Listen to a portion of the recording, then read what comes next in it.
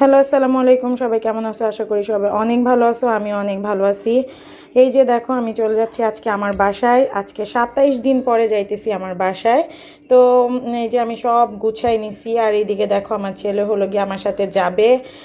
ওর নিজের জুতা নিয়ে নিতেছে। এই জুতা রেখে আবার বলতেছে যে না, ভালো জুতা নিবে, মানে কেডস পরবে, কেডস পরে আমার সাথে যাবে।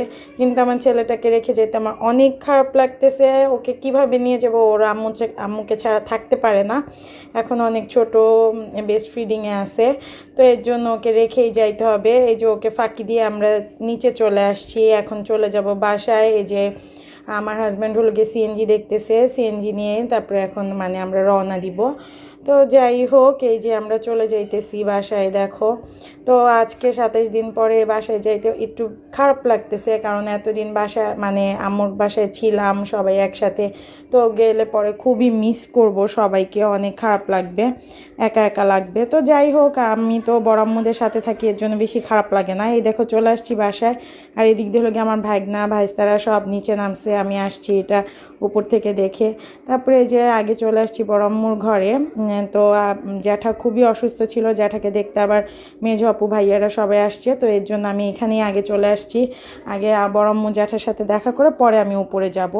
এই যে ভাইয়া আপু এরা সবাই আসছিল, ভাবি, মেজো আব্বু আর মাও আসছিল, কিন্তু মা আর মেজো আব্বু চলে গেছে। তো ভাইয়ারা রইছে আমার জন্য, যে আমি আসতেছি, আমার সাথে দেখা করে পরে যাবে। তাহলে এই যে আমরা একটু বসে আড্ডা দিতেছিলাম, কথা বলতেছিলাম। তো এই যে এখন ভাইয়ারা আপুরা চলে যাবে। তো কালকে ওরা আবার আসবে, কারণ বড় ভাইয়া কালকে আমাদের অনেক স্পেশাল একটা জিনিস খাওয়াবে।